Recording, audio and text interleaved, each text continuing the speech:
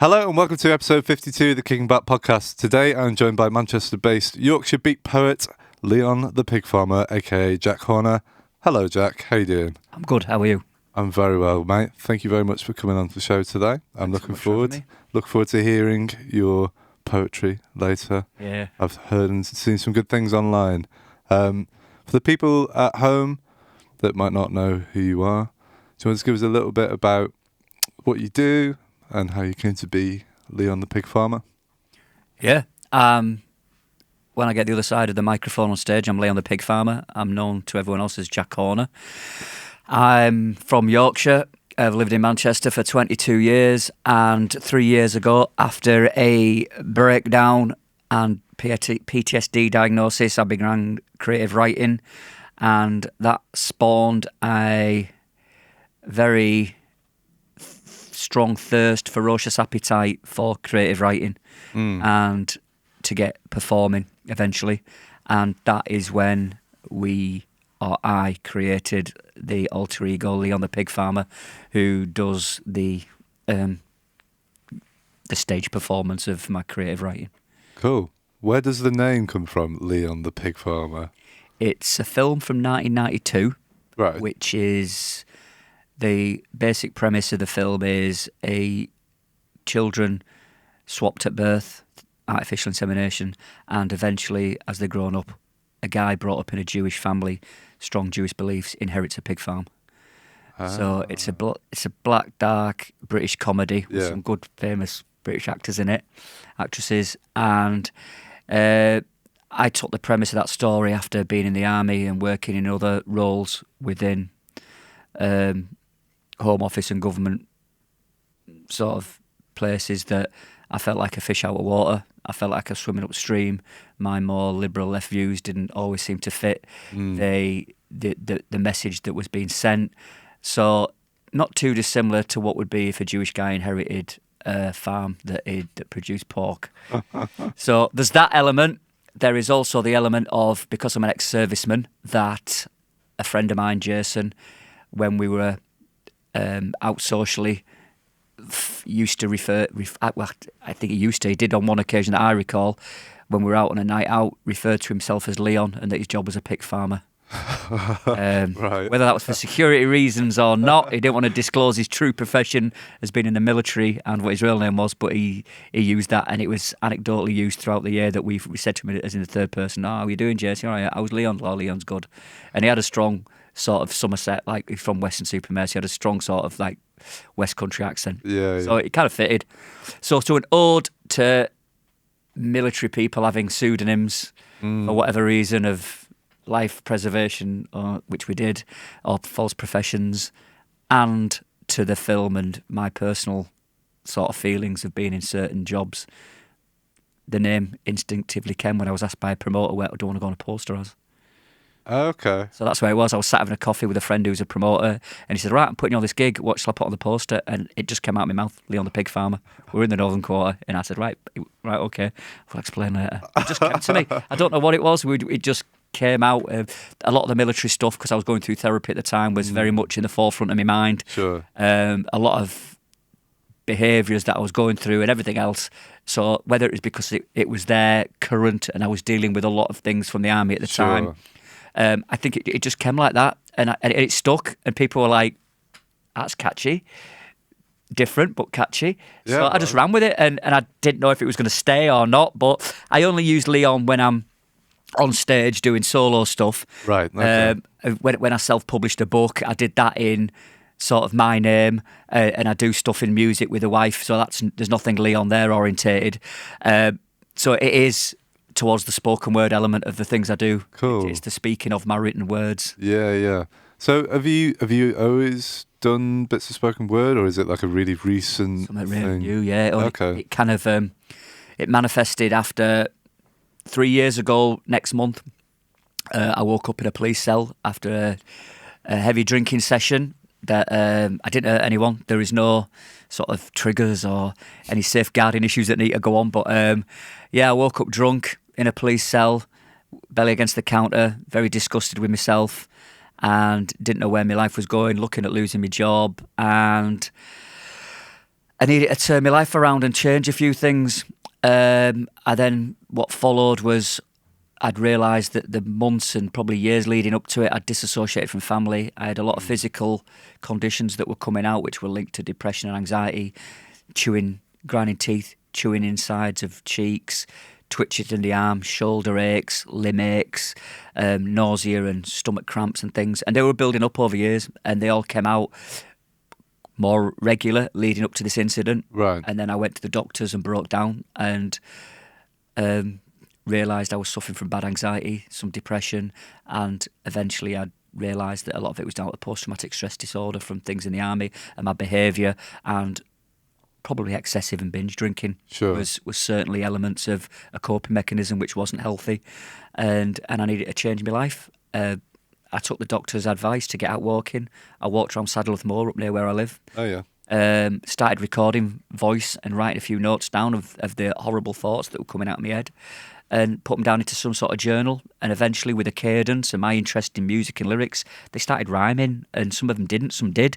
But I turned them into some sort of verse, showed them to some friends, and went, all right then, have you ever thought about going to a spoken word open mic night? And I was like, not really, no. So I'd started doing it and then reading them, and I got some good feedback. So I kind of went away, went on holiday again, and came back and said, yeah, I'm going to have a good run at this. I'm going to start taking it a bit more seriously after And that's how it kind of started. I had no real interest in creative writing. I came away at school, and I'll show my age, I came away with an English O-level in language, and O-level stopped in the late 80s, so it kind of gives it away that I'm getting on a bit.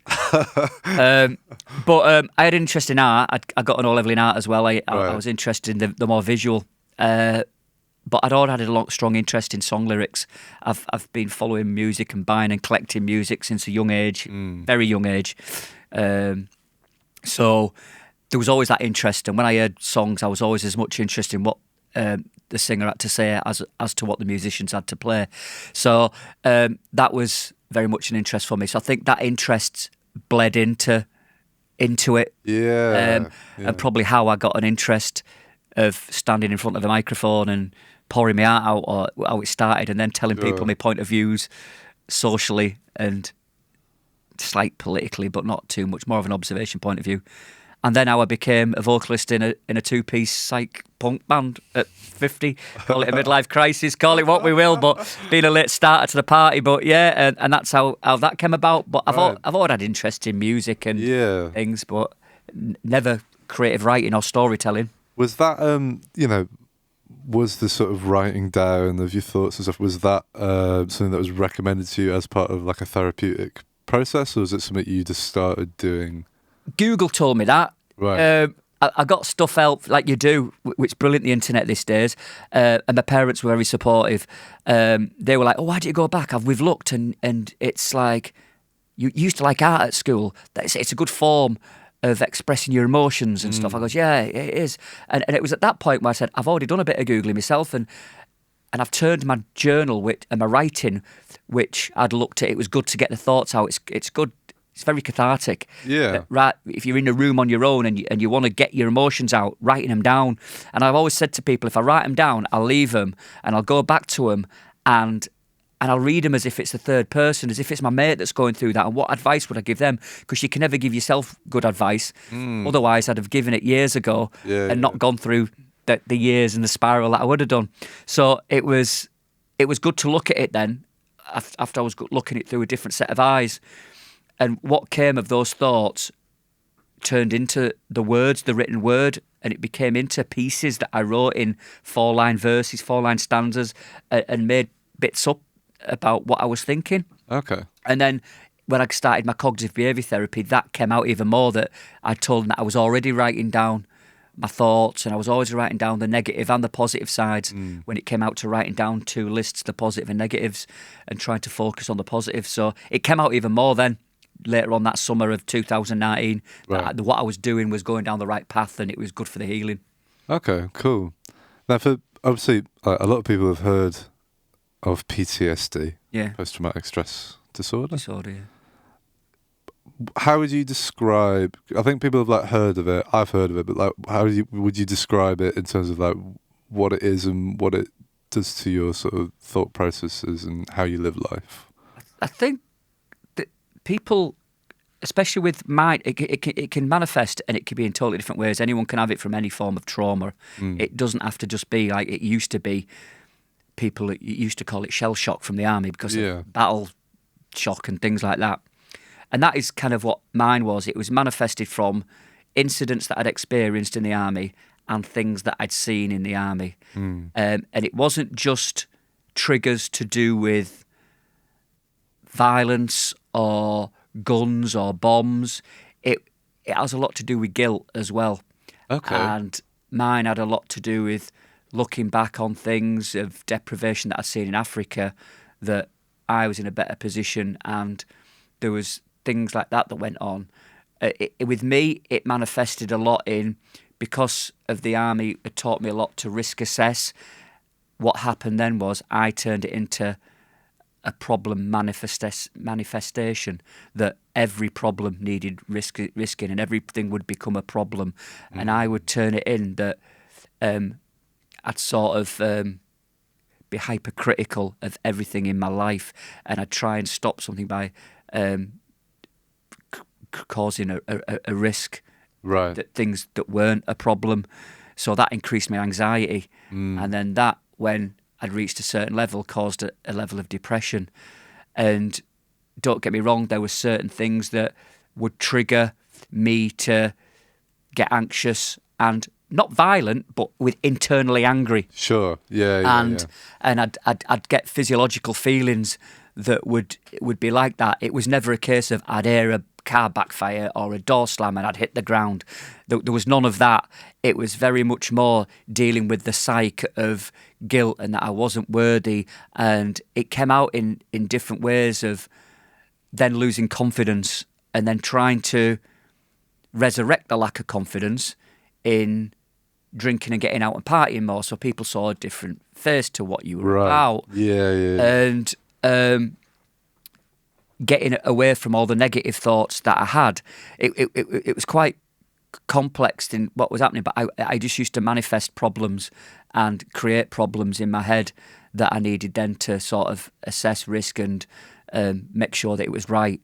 And that kind of it spiraled, and I found myself, I'd say, drinking quite heavily. Yeah. On weekends. The job I was doing, it was quite political, and I didn't quite get where people were going, so it was stressful. That then raised my anxiety, and people would tell me that I was stressed, and I said, no, I'm just outspoken and short-tempered and things like that, and I just don't like what's going on. But I was stressed. I was proper at breaking point, and I was also covering it up at the weekends with proving that my life was all right by going out on benders and partying and other things like that. Yeah. And clearly I wasn't in a very good, strong mental position. But things happened, and I realised that I was on the wrong path. And I luckily, I was speaking to some people earlier on today at an addiction thing, and it's not, everyone's not capable of doing it, but I'd hit my bottom and I'd found the mental strength that I needed to dig myself out and change my life. Yeah. So I went through then initially a self-forced phase of abstinence on alcohol.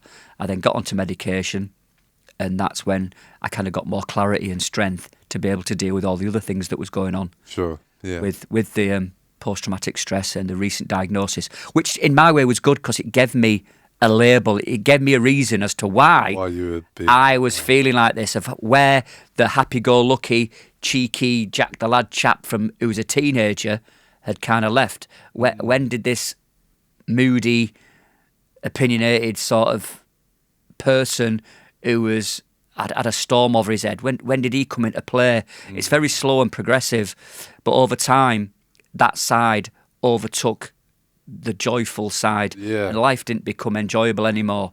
And I can't put a time on it, but certainly the last 5 years weren't good. And I think I mentioned before, I disassociated from my family. I didn't see as much of them.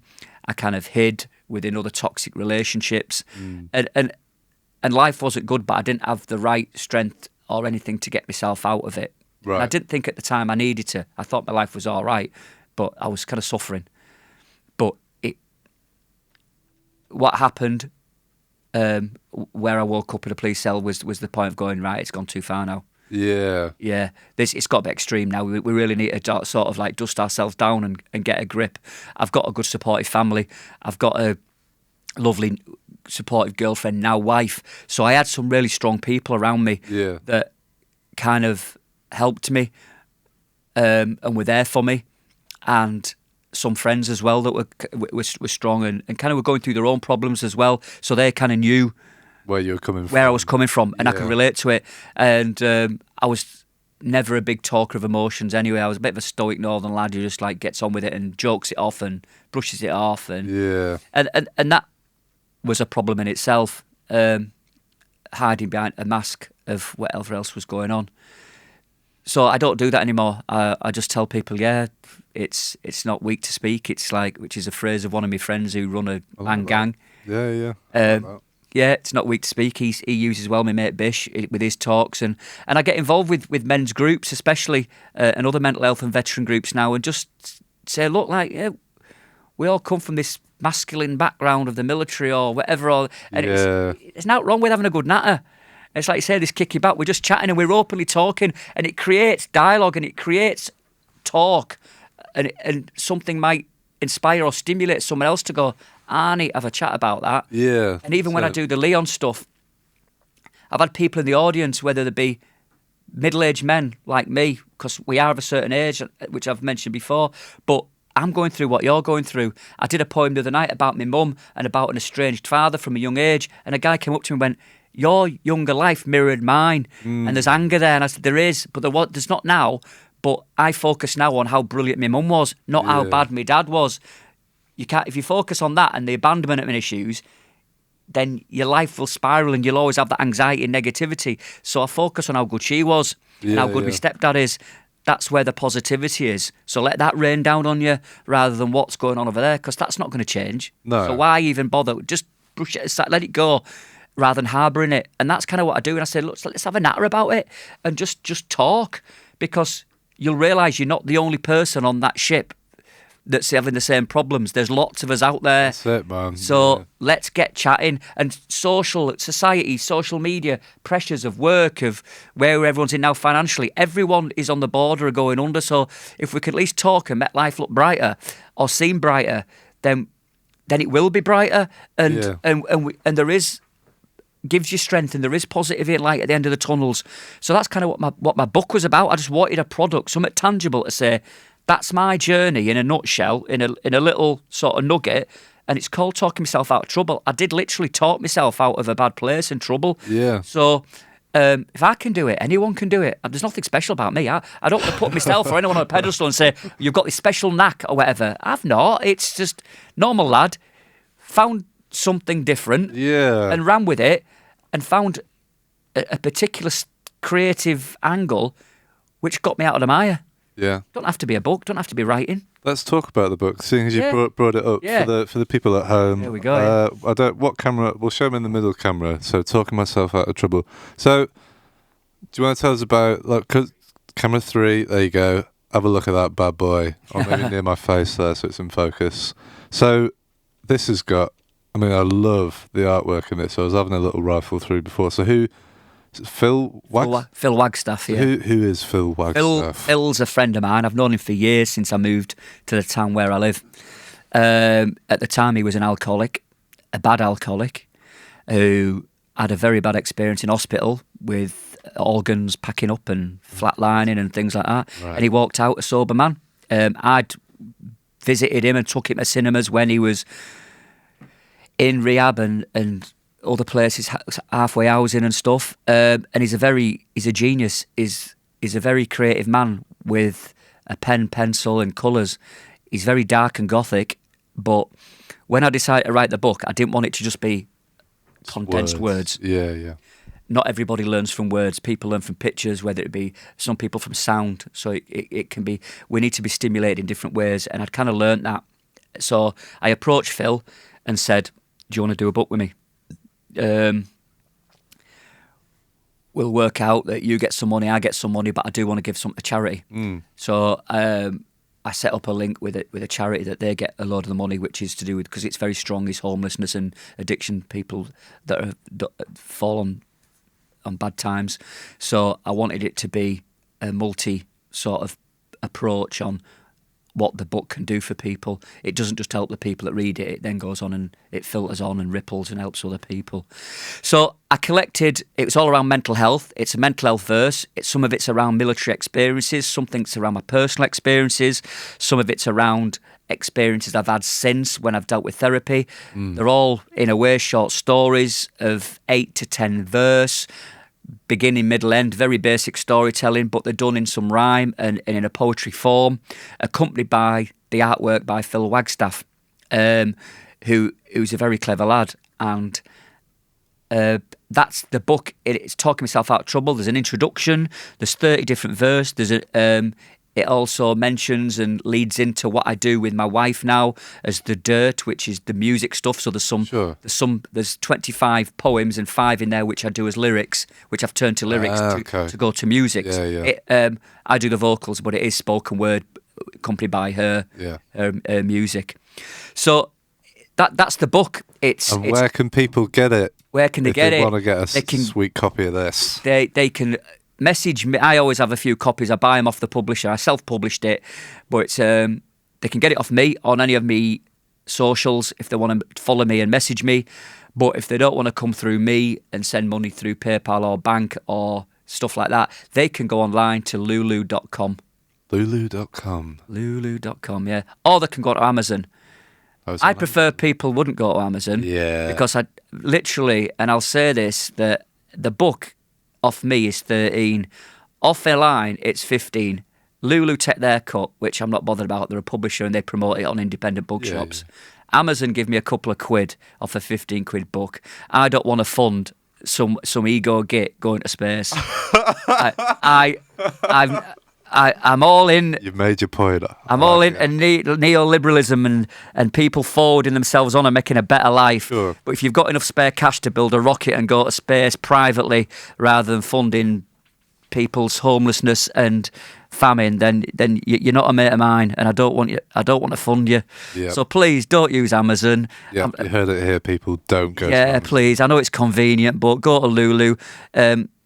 Even if you drop me an extra quid, I'll come and drive it and drop it off at your door rather than him getting money and trying to knock on the moon's door.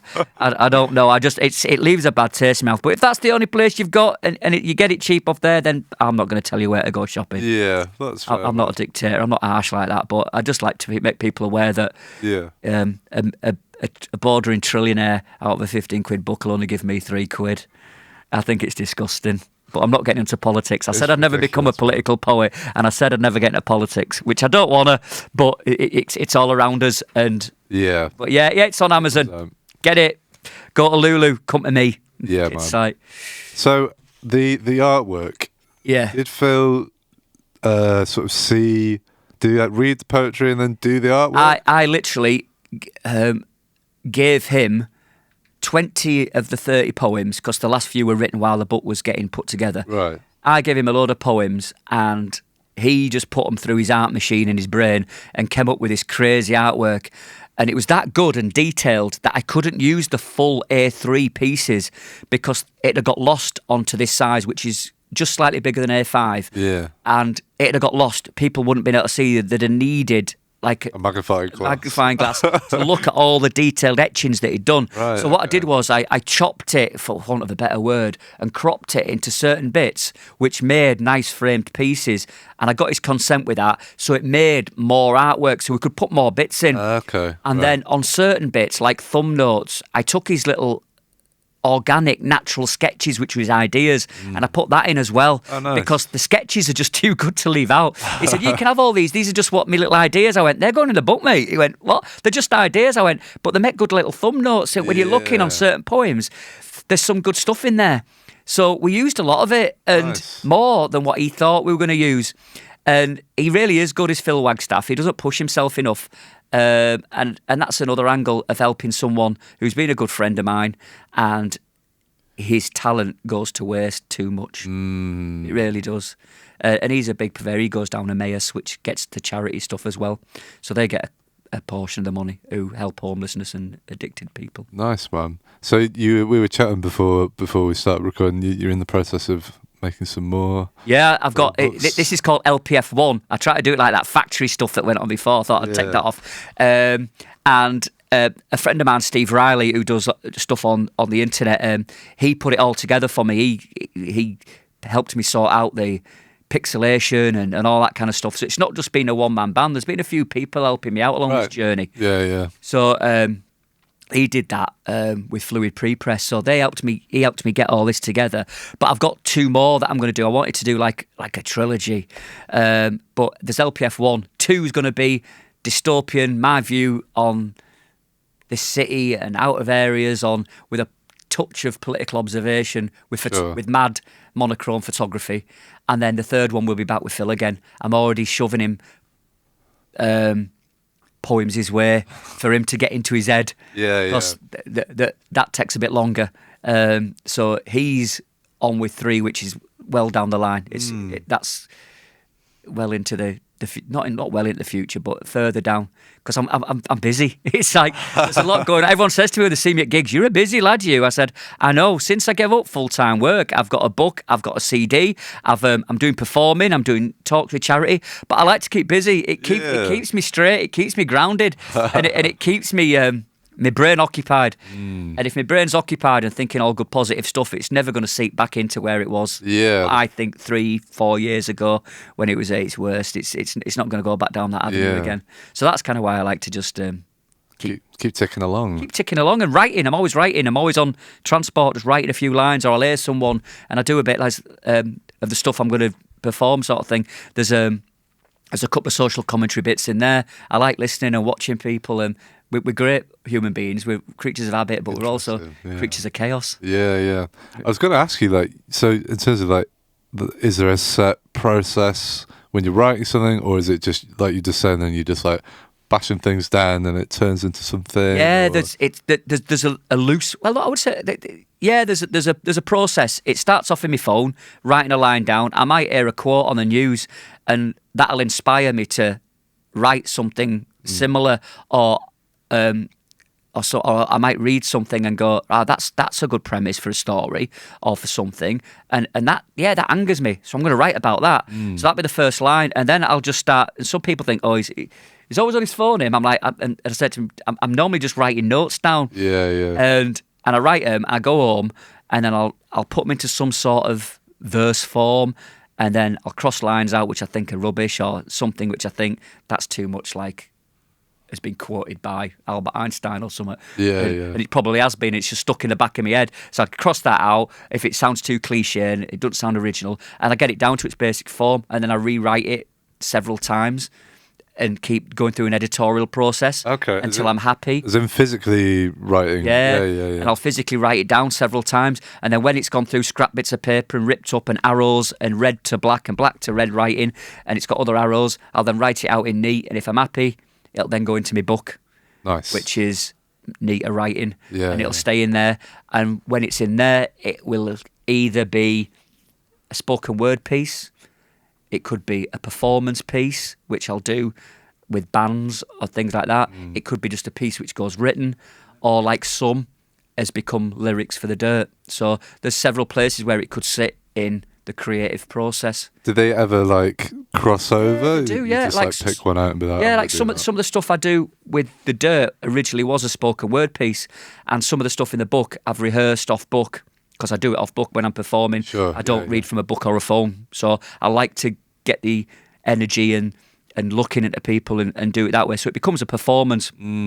So I spoken word bits will be written bits will be spoken word bits. The odd bit written will be on spoken word with music, and it doesn't just sit in one. They do move around a little bit, but some favour music lyrics better, some favour the written word better. The more complicated words, and words may fit that better, but some alliteration and some rhyming fits the spoken word bit better, when I start trying to tongue twist a bit. Sure, so yeah. that's when I get caught out. But they fit that bit better because it's a little bit more of, I guess, audio gymnastics. You're trying to flip things about. And then there's some stuff which I just keep for reading because they're a bit longer and there's no way I could remember them in my head. Although I have got 47 in my head that I jiggle around and my sets are always different. Yeah. I think some just look too complicated and daunting to even start learning. How do you learn? Like, I couldn't do that, mate. I mean, I struggle just remembering to like say the first sentence of the fucking podcast. Like, you know what I mean? Yeah. How do you like remember all those like verses? I start in a very simple process of most of my stuff is 8, 9 or 10 verses long. I don't like to go over. When I recite them, they're about a minute and a half. And then I segue in sometimes, which I'll be doing with the performance stuff for this. I do 2 back to back that fit. They're on the same subject. Yeah. And they kind of hit 2 sides of the mirror and what I'm talking about. But most of them about a minute and a half, which is 8 to 9, sometimes 10 verse of 4 lines. The 40 lines. I'll start with 4 lines and I'll rehearse that. Yeah. I'll get that in my head. Then I'll work on to the second verse and I'll get the 2. If I don't get the 2 in, I'll never move on to verse 3. And I wait till I've got them all in and then I'll build. It's building blocks. Just add in a bit. Yeah, one line time. at a time, one line at a time, one line at a time. Get to 4 lines, rehearse that with the next 4 lines and then build up till I've got all 8. And then it's stuttery and slow and I've got to refer back to my phone. But I keep reciting it all day. Like when I'm on the train home tonight, I've got one. I'll go through it 2 or 3 times and it'll take at least a month before it goes live on stage because I like to do them quick and fast firing and it takes a while to get them up to that speed. And I guess like you were saying before, like this sort of process of having to learn is like having to like focus your mind on these things sort of like keeps you away from the other nasty shit that might be it does. And, it gives structure. It's like a format. It gives me parameters and it gives organisation to my day so I don't feel I can go out and get pissed up on the night before and have an hangover the next day. I've got to get up because I've got work, which is creative writing, rehearsing like on an afternoon or early evening with the band, which is the duo, the Dirt. So there is structure. There's a need to do something and it becomes a new addiction. I need to write. I need to create. I need to do this because that stops that happening. And it's very grounding and it's something I need to do now that I can't let go. Yeah. So it's a healthy habit. It's a healthy habit, yeah. And it's whether it be doing something on the book or doing something on a music. I've just had a lad approach me saying, would you be interested in doing an album after you've done an EP? I'm like, okay then, but I'd need 8 tracks. I'm like, 8 more? Fucking hell. Right, okay then. All right then. But but it's interesting. It sounds daunting at the beginning, but then it goes, I'm salivating over that. That's juicy, that. Yeah. And it's a new project. And I always has a really good, strong work ethic. So when you stop working, if you've got nothing to fill the day, my old self would have been going, right, who's off today? Pub? Yeah. Go to town, have a few pints, sit in a nice cosy pub with nice big frosted windows and sit and have a few pints of Guinness or a few pints of real ale, read a paper. Oh, brilliant. Sounds great. Problem with me is I can't just have 2 or 3 pints when I was drinking. It was having a couple or it was out all day and saying to me, mate, we're on 3rd bar staff here now. What's that mean? It means we've been over 8 hours at least. and that's when you know you've got... something's not right there. Something's not quite right. Yeah. You're shifting too much cash out. So yeah, it's a healthy habit. I enjoy doing it, and if I enjoy it, it puts a smile on my face. I'm like, my face is aching now. I'm grinning. I love the writing. I love the performing, and I love as much, if not more, going down in my basement and making a racket with my wife. Yeah. For want of a part of the phase, it's not a euphemism. It's not a euphemism. We're not going down the wrong avenue here. Making a racket with his wife means turning the amps up and her getting a guitar and effects pedals going and me shouting away like an idiot. That sounds great. So so no pun intended. Right, Jack. I think let's hear some of this lovely stuff that we've just been talking about. All right, yeah. If you want to head over to the performance area. Trigger warnings and there will be swearing. Yes, I'll warn the people at home. There will be swearing. We'll be swearing. You are about to hear some music from our guest today, Leon the Pig Farmer. I hope you enjoy his poetry. Go and follow his stuff online. We're going to be chatting about what he talks about in the performance afterwards and some other things. Without further ado, Leon the Pig Farmer. Hello, I'm Leon the Pig Farmer, and this is a selection of diverse and undulating verse that I've written. First one is called Reality versus Normality. Reality normality will not be televised. Camp Fear will clash with algorithm anarchists. I'm living in a boombox of bureaucracy, and I'm staring at a scrapbook of unicorns and mirrors. The soulless will slur with a curse, crown jewels to the favoured fools. Kinetic energy will ignite the cast of creatives, and I'm propelled into an odyssey of mischief. Newspapers stoke and poke the fire. Adrenaline-fueled assaults will wave to ambient light. Dry your eyes on sandpaper and a drop frozen shoulder. Let's smell the whiskey and taste the daffodils. Intelligence suppression dictated ideologies, a 2-page ad-lib manifesto, a demolition derby of social structures, rewired principles force-fed by disciples. They've burnt the lexicon of us libertarians, a political apothecary of concocted aggression measures. Visionaries are concealed in cargo containers, but hope will shine bright in the dark. I will not subscribe to their fake placated policies. Any interest and enthusiasm has lapsed and expired. Embryonic spirits groomed by corporate criminals, but I will not bark at Bedlam's door. Because they mould it bold and it's cheaply sold. A propaganda painting at a poll station. The Petri dish is a gutter of an alien nation, and I am going to gatecrash a trash party scene. Let's kick up leaves in Indian summers. Let's kick up leaves in Indian summers. Time to choke and strangle the oppressor. Under a blood-red sky, it will be time for a successor. Because they buried their believers with their melted souls. Dystopian highways are paved in fool's gold. The sellotapes on highs and hooks in skin. They've got abrasions on knees and their blood-clotted grin. They have fragrant opinions and cremated truths. They've reached their ceiling with its leaky roof. Catapult puzzles, hidden provocation, its disjointed messages in their disorganisation. Where capitalist coyotes hunt in packs and the VIP vultures pick up their table scraps, offering up false hope with blood-killed decanters, hoping that the cesspit will bring everything to dismantle. And they create equations to create the weak. They mask their hide, their raven's beak. Alarm bells shriek and death bells toll, and they huddle and they cuddle, keeping us in the cold. And they market the mayhem and flog it in hordes. They paint their picture on advert boards as they wash away acidic tears and rip the script of satirical jeers. Because costumes are not created to deflect these failures, and they are not the angels who came as saviours. With second-hand theories, first-degree crimes, incendiary solutions will implode in time. Thank you. The second one is moving on from a political observation to me personally and what started my mental health recovery, and it's called Parole and Law's Links. I'm a professor of sin. I'm a light-footed tiptoe man. I'm the abandonment of all hope. I flew in reverse, avoided the rope. See, I'm a life raft shaky and deflated. I'm an ego that was self-created. I'm a fifth gear, a steam machine, and I'm a psychologist, damp and dream. I was great getting in and bad getting out. There's twisters, hurricanes, electric clouds. There's rain and sun all in a day. There's no pot of gold because my rainbow was grey. So why did I stand in an empty room with the lights all off, holding balloons? Why did I stand on a rocking chair with my blanket discarded and a chill in the air? I am the man in the mirror. I am the self-deceiver. I was a destiny creator, and believe me, I was a self-hater. Yes, I'm surging negative. I am surging positive. I'm master of self-flagellation. I've got convictions for manipulation. I wore a plastic veil to hide the stare. I stood in halls of a badger's lair. I climbed trees, I laid in hay. A schoolboy error was the price I paid. Sentenced to gutters with time served. 1 in a million, the door is jarred. Tectonic shudders set me free. They let me breathe and made me believe. See, I'm leaving this Hibernian land. I'm treading in grains of volcanic sand. There is only one space and a comma between man's laughter and man's slaughter.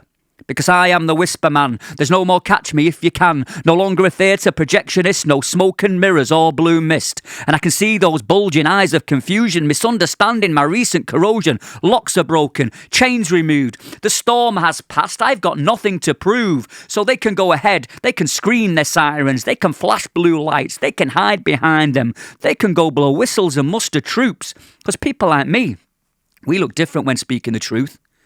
Because I did offend in the law's links of steel. The bridal mask suppressed me squeals. The cat of nine tails for thieves in gangs, and the candlelight crevice offered one last chance. The birch whip was broken at the scrubbing block. A silent system at the night watch clock. Heraldic symbols of a birdfoot sign and the skylight view for the moon at night. So punish, redeem, or set me free from the solitary state penitentiary. Brand me left arm on a stone cold floor.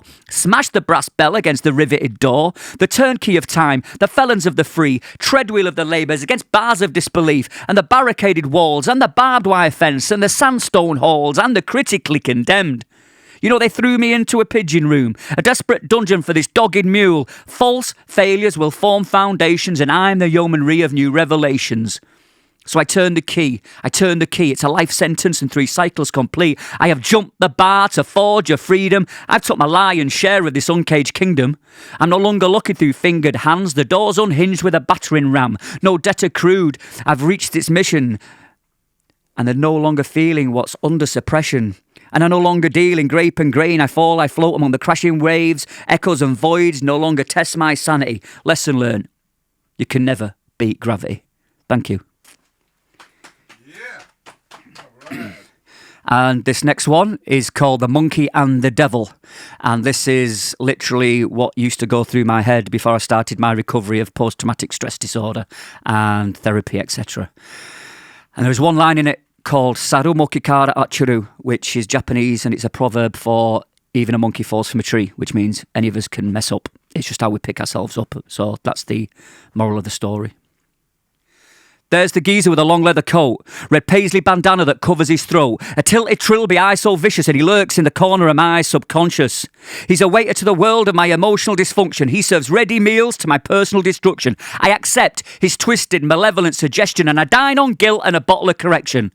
But when did I let him decide and wait for the bill to restore my pride? The menu reads like an old damaged story with every attempt to remove life's glory. See, this is Twilight Crazy Town. Why should I pay with my voice and sound? I dig deep and I delve for me 9 out of 10. A 3-course thoughts to feelings and to actions, and I will win. So I stop. And I reflect, and I don't collaborate or even reject. I'm intrusive. I ask my thoughts why, and I don't contemplate or listen to lies. Did he serve you? Did they get in the way? Do they deserve you? Can those thoughts stay? Never be ashamed of what you've done. Be punching proud of what you've become. I confront stories of a tiger and hunter, of milk and honey, and they make me wonder. A pauper farmer and a broken son, those of wild horses and what the army has done. I will fold paper into fighter planes. These are flying fucks to help not blame. I won't let the cash cow grind me down. I'm going to take back the orb and the thornless crown. I'll pour water on flames of suppression. I'll pour petrol on hope so we burn with passion. I'll restore cracks with glistening gold. We are unique histories in a story to be told. You see, the reaper sits with a rusty blade. He's frowning, he's cowering. Our futures are made. Here is a message that I will give to you. Saromoki kara achuru. Because even a monkey falls from a tree. My monkey fell from a tree and one day yours could too. And it's how you pick yourself up and believe. Because I took on the devil.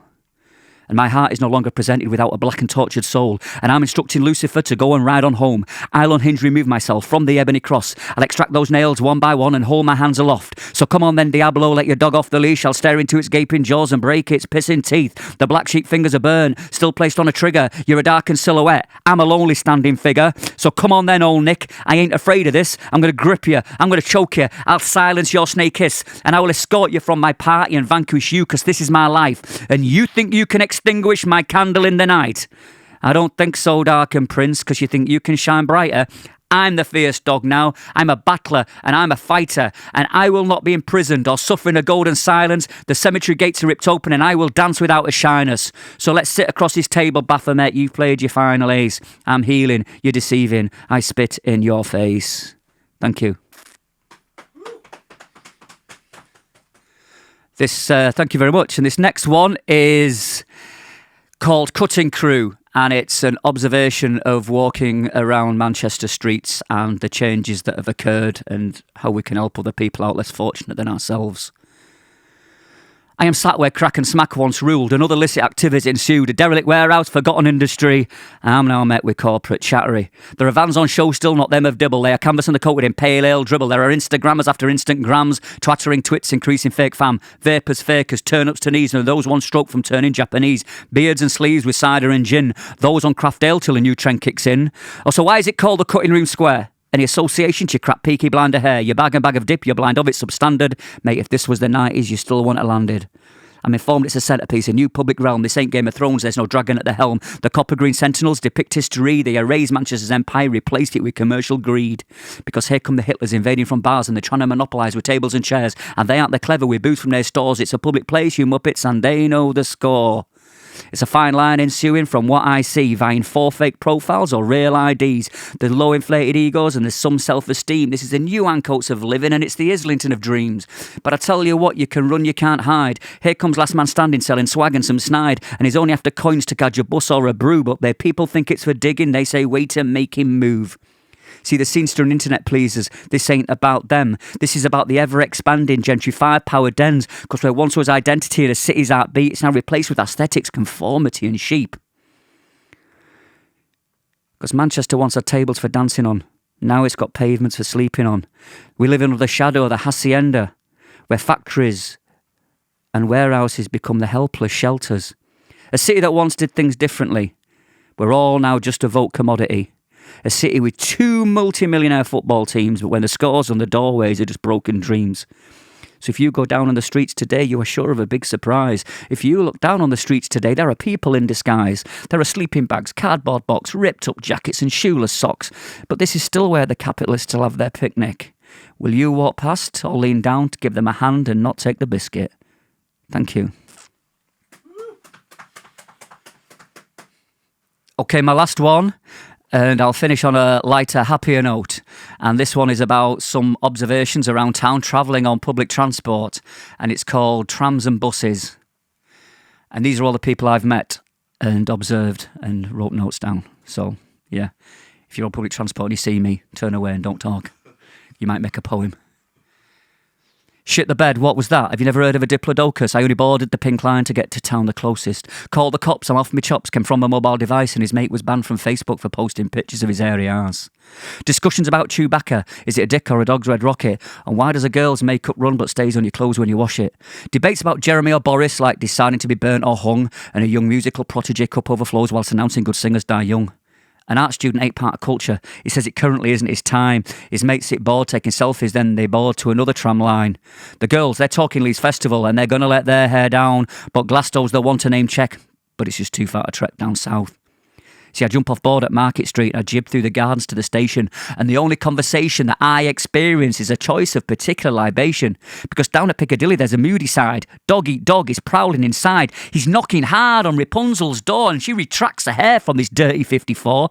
His sidekick Zebedee's on his toes and dilated, and this fucking crank should be castrated. He said he's a party geezer from the 80s rave as he clutches 2 peanuts in a rusty suitcase.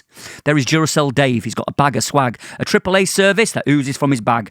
Crack pipe Carol, Brownfall Phil, they're shaking, they're rattling, they've just run from the bill. There is Clayton Chris, he stinks a piss. There's Alttown Hazel, mops up jizz. Drolsden Donna is Larry and Gold, and Audenshaw Andy compliments her painted toes. So this is 2 tram lines with contrasting stories. It's a diverse theatre, celebrates Manchester's glory. We're on 3 zone plays of beggars and believers, and the yellow submarines of the Manchester's new age script writers. Until I joined the bus. Because I joined the bustle of life's lethargic. I unmasked the classes, it's a world departed. I travel down alleys of grotesque graffiti. Heads are bowed and no one sees clearly. There's echoes in cans that bleed from the curse. There's box set brags and spoiler alerts. A lad's telling tales to light up a crowd. The lights were on red, but the flower's still out. There's diamond and painted fingers frame phones. Puffed up lips tell tales of woe. Tinder boy was 35, he said he was 30, and he's even got a kid, but she's still got flirty. And her mate's making olives and she's got tagine. The chemist was shut, she's making CBD. A fella's like Aladdin and a carpet vac is coming round after Corrie, a spray tan and a nap. And Mary's got gossip coming back from the vets. 2 jabs, she's standing but her dog's on the shelf. Jenny's getting married to a lad that slapped her, and Gary got divorced. I was full of laughter. There are grafter bants, there's football chat, but his van's got seized, he was grasped by a rat. The Amazon box pile starts to grow, but his house won't flog 'cause the market's slow. And Wendy gets emails from a prince, but it's fraud. Her husband gets them, well, from your filthy young girls abroad. And the cops are knocking on their house down the street, it's either unpaid fines or a terrorist meet. And Vanilla Ice starts work at Asda soon. Is going to get discount, cheap fags and booze. The goth docks on seat with platform soles. And mascara runs 'cause her bloke's shoulder is cold. And fishnets are trawlers caught in spider's web. The ladders are so tall, but no one fell. 10 green bottles and Tina's ready for a fall. And the red's all gone and mate struggles to walk. And cats linger outside in polythene veils. There's no commuter chaos, no bus late trains. Smoke bombs linger in a skylight view. Tonight, one of the people I've just mentioned will be on BBC North West News. Thank you very much. I am Leon the Pig Farmer. Thank you a lot. So, Leon, where can people find your stuff online? You can find me online at Facebook, Leon the Pig Farmer. You can also find me on Instagram at LeonTPF71. You can find me on Twitter at Leon_pig. And I have a website, which is www.thepigfarmer.art. I also have stuff that I do as these words to music as the dirt. And they can also be found on social medias, LinkedIn with any Leon the Pig Farmer stuff. Awesome. Thanks very much, man. Thank you very much. Hello and welcome back to episode 52. You have just watched a wonderful performance from our guest today, Leon the Pig Farmer. Well done, mates. Thank you. Delightful stuff. Really, really enjoyed that. So let's go through what you've just performed. Let's go through each poem and you know, what they're about and where they came from. Over to you, my friend. Okay. This is where I'd say I don't explain my poems and it's for you to interpret. However, for this, that's why I don't put them in the book. It's everyone takes whatever they want from them. Okay. However, I will. The first one, I'll explain where they come from. The first one is a political rant about how I saw the world during some lockdown, and it was called Reality versus Normality, and burying believers. And it was just about, I didn't agree with everything that was going on.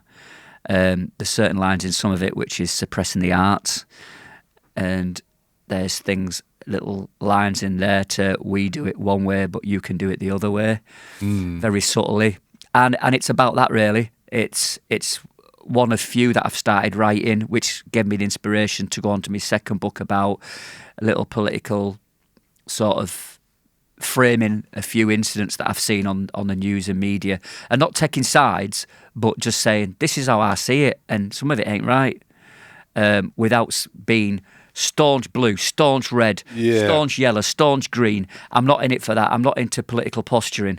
I don't want to have a political agenda for one particular party, but what I do want to say is sometimes I don't like packs of lies, and I don't think people should be treated in different ways, and there's a lot better ways that this country could be run, and there's a lot better things we can do. I'm not saying I've got the answers, but what I'm saying is that's a load of rubbish, and that's not good in a more of a rhyming political way. So there's a few of them knocking around in my book now, and I always said I don't want to turn into some sort of political poet. I don't want to be the lyrical Billy Bragg who's very good at what he does but clearly flies his flags to one mast, or some other people that do it as well who are very good on either side. So it was not about that. It was just saying, I've seen this happen and I don't agree with it, or I don't think it's right. What do you think? Yeah. You take away your own thoughts from it. I'm not here to dictate your mindset. I'm here just to say, I see this. Have you seen that happening? If you don't think it's right, then maybe do something about it.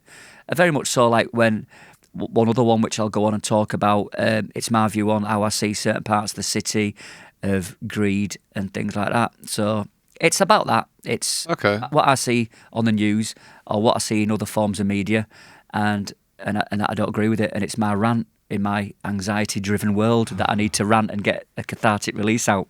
So that's the first one.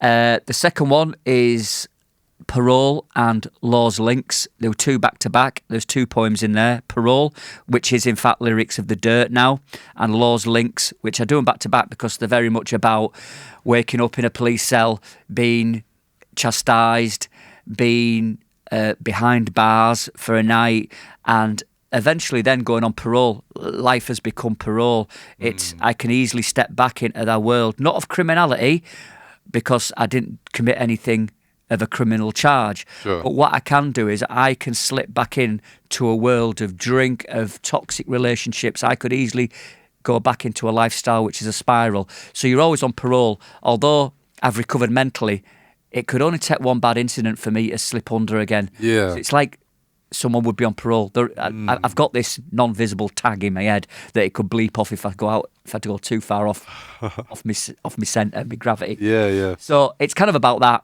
And the second part of it is saying, I'm on parole because this is what happened to me. I have been in a place that I didn't like.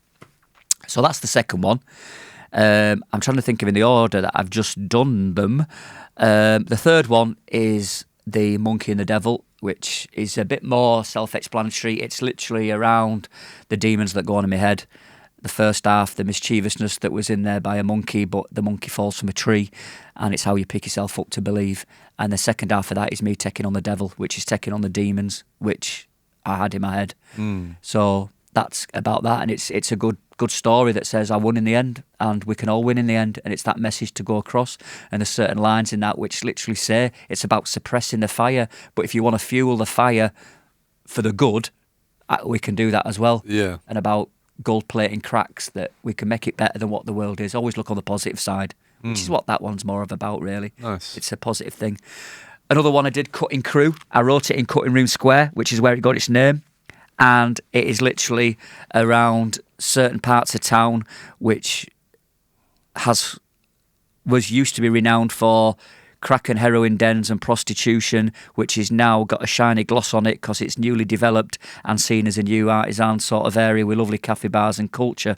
But if you'd lived in Manchester long enough, you'd know that it's covered over the cracks. And I think it's a slight political stance that we're just covering over cracks and filling holes in the sieve or the bucket. We've not actually solved the problem. We just displaced the problem. Putting a veneer on it. Yeah, and it's been displaced because although everything in here and the people there are having a shiny life and it's really nice because we're socially mobile, what used to go on there wasn't so nice. And it's not got. And let me tell. And that's what I kind of say. Let me tell you, it's not gone away. It's just moved to another part of town, part of town, and eventually that will get developed and new skyscrapers, and it'll move on somewhere else. So we're not actually solving the problem. We're just moving it. Yeah, we're just displacing it, moving it around little bits, and eventually where will it go? And that's kind of what I kind of say on that bit. Yeah, that makes me think of, like, I used to be a student at the Royal Northern on Oxford Road, and there was always along there was like some, like, under one of the bridges, like homeless camps and stuff. They weren't doing any harm, you know.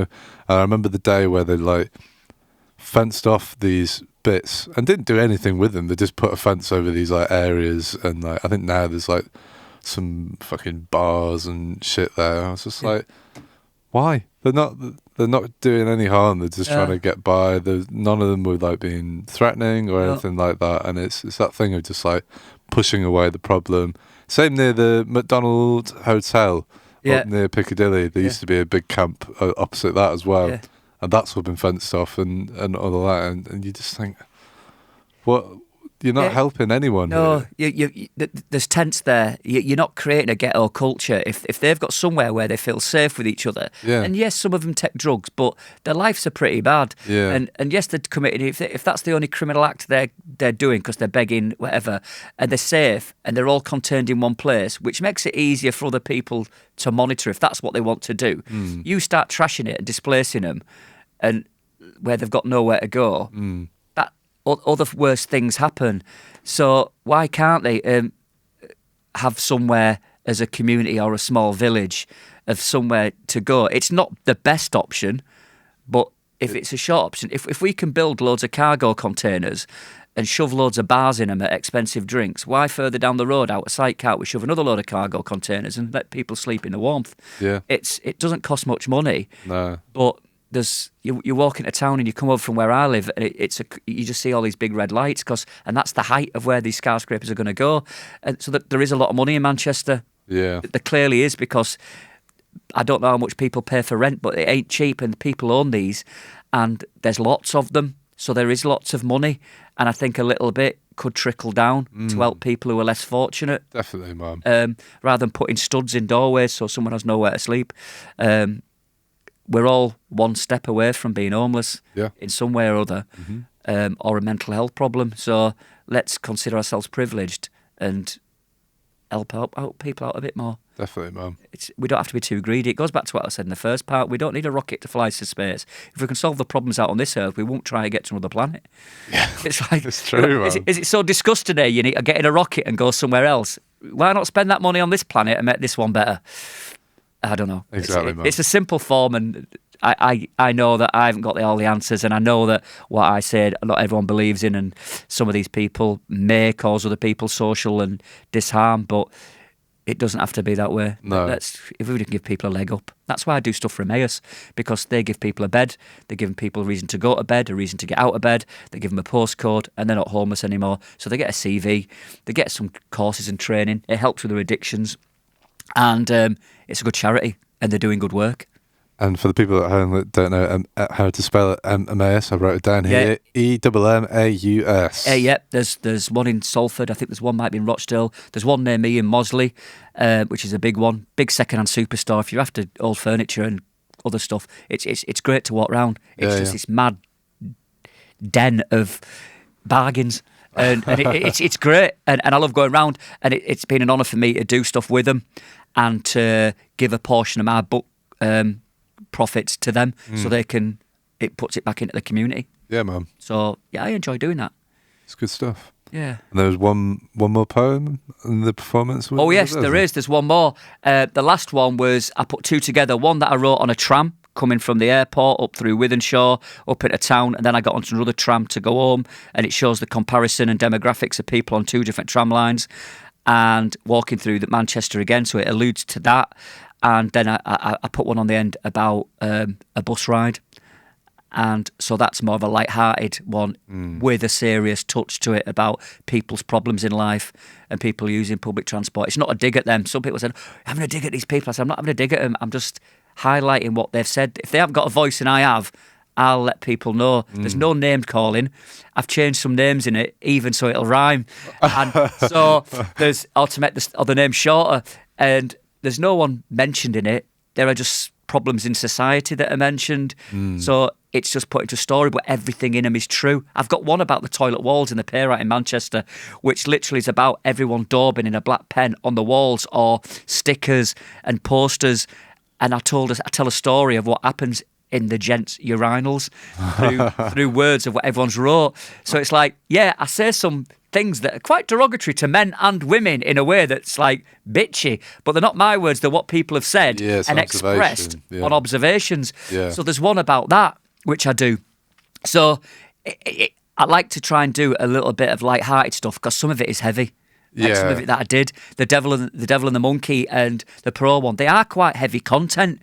And if I did a full 30-minute set of heavy content, people would go out going, oh, life's bad, innit? It's shit. Fucking hell. He's really cheered me up. I've come out to be entertained and I feel depressed. So I feel that at the end, there has definitely got to be a little lift. A lift. Yeah. So you go away thinking, yeah, he's talked about some heavy stuff there. He's also talked about some thought-provoking stuff. And at the end, he had me laughing.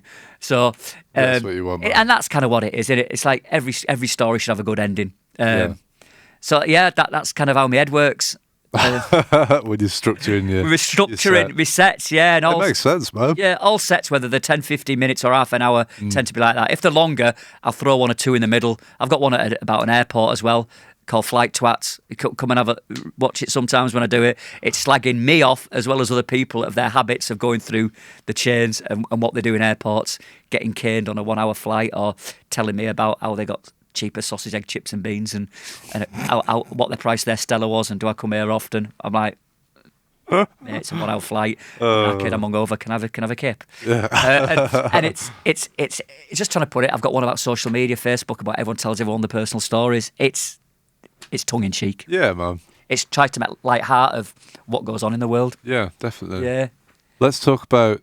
You've mentioned it a few times already. The project, The Dirt. The Dirt. So this is with your wife. With my wife, Sachiko. Yeah. And go on, if you were to sum it up in a little nice couple of sentences, what would you say this is? I'd say that if there was a sex party between Suicide, Spiritualised, Jesus and Mary Chain, The Fall, this would be the love child. Nailed it. Is that all right? That was good, man. That yeah, was really good. With a love child of a sex party between distorted bands where Sonic Youth then become the stepdad. I don't know. We've had a few bands knocking around, and I will name drop, but a friend and Louder Than War gave us a really good write-up and tipped us only after an EP and one gig to look out for us in 2022, which was a really nice write-up. And they referred to it as Suicide meets Spiritualised, which are two great bands. I've had The Fall mentioned, more so because of my probably drawl northern spoken word rather than singing lyrics, and it's quite hard hitting guitars with a thumpy bass that Sachiko does with the guitars, and there's distortion in it, so that's probably why the Mary Chain angle gets thrown in as well, because she does get her guitar up towards an amp and screeches it and does effects pedals. So it is Sachiko, my wife from Japan. She's played in bands in Japan for quite a while.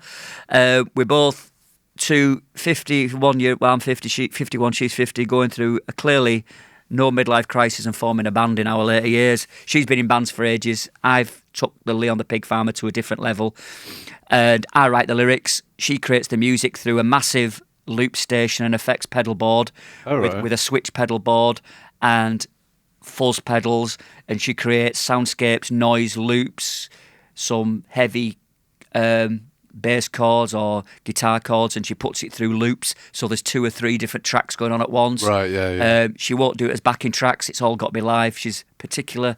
She's very organised and very industrial in the way that she works, right. and it's brilliant, and it works for me. It gives me boundaries, and I come in and put the cherry on top and just throw a few verse and words on top of it. Nice. And it's good. So we did it just before lockdown when she was over here, and we put 2 digital EPs on Bandcamp under the name The Dirt. It started to get a bit of traction, and people were interested, promoters saying, when are you going to go live? When lockdown's finished. Yeah. So we practiced and went to a friend up near where we are, who've some good bands who've got a studio. We went and rammed it through their PA to make sure it sounded right. And then we went live in December, supporting a band that we both love called New Candies, which are a Fuzz Club record. Okay. Italian psych band. We've then supported Mark Radcliffe off Radio 6's band Oon, and a local band towards Yellowbrain, and we've got gigs coming up all the way through the year. We're sticking to a DIY philosophy of we do it all ourselves. We'll do a gig a month. I'll still do Leon stuff, and we'll eventually want to get it out to proper psych lovers and put it out on a decent bit of vinyl whenever that comes. But vinyl costs money and time, and we were on a big waiting list, like everyone knows. So we want to take it and do it seriously. We both enjoy it. Sachiko's a very keen, very accomplished, and brilliant musician, and I'm happy to chuck my northern drawl words on top of her brilliant talent. Nice. I'm trying to give it this modest edge. But yeah, it's The Dirt. We're also on Instagram and Facebook, so I'll plug them now. Go on, mate. The Dirt with instead of an I, it's a 1.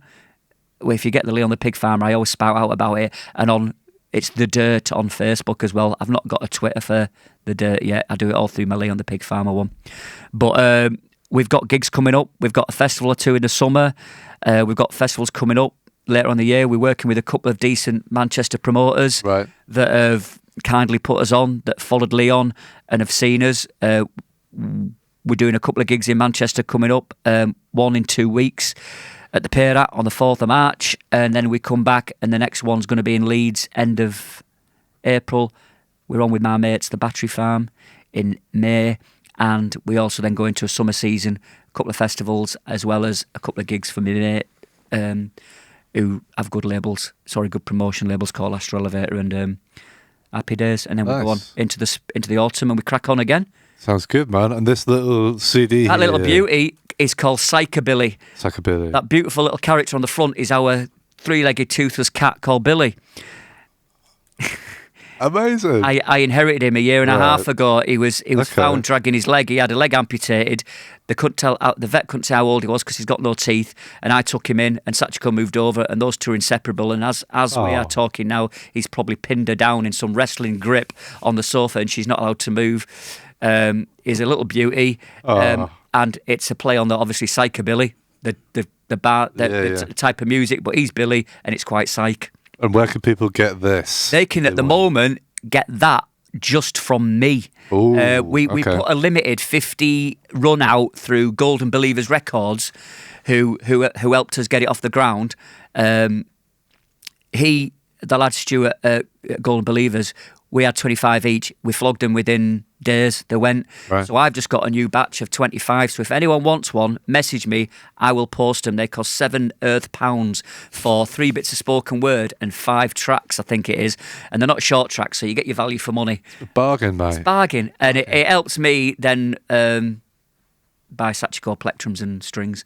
But it just keeps us funding. We DIY, we just put everything back in the pot, create more CDs, it'll eventually go into vinyl. Yeah. We just want to make a noise and a racket and join in the party with some really good psych and fuzz bands that are knocking around at the moment. Right. We've got a couple coming up that aren't announced yet, but they are going to be with decently European acclaimed psych bands from abroad. So we're getting a couple of nice little slots, and if we get little gigs like that, we'll keep on plugging away. Yeah, definitely. We like performing together. It is a 2-piece.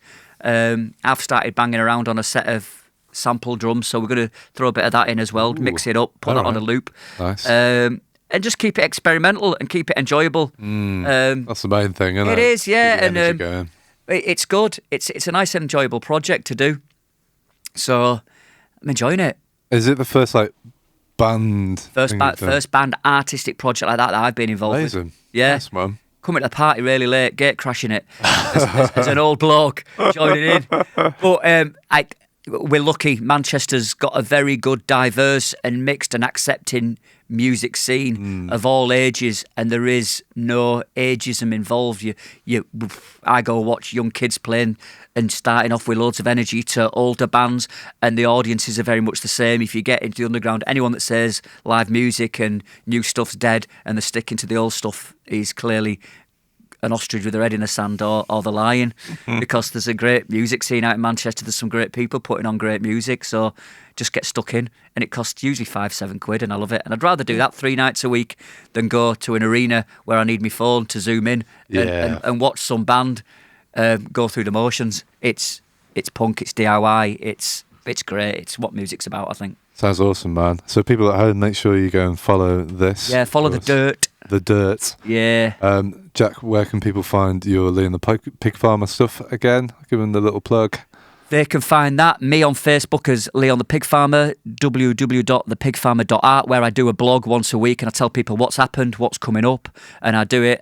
We talked off air before. I do it in a very friendly first person sort of way of just like, oh, this is what I'm up to, this is what I'm doing, this was good, that was good, here I am next, this is what I've got to look forward to. So even if you just have a look at that, you'll see where I am and what I'm doing. People tell me that I'm busy and I'm always all over the place. I'm a bit like a bad rash.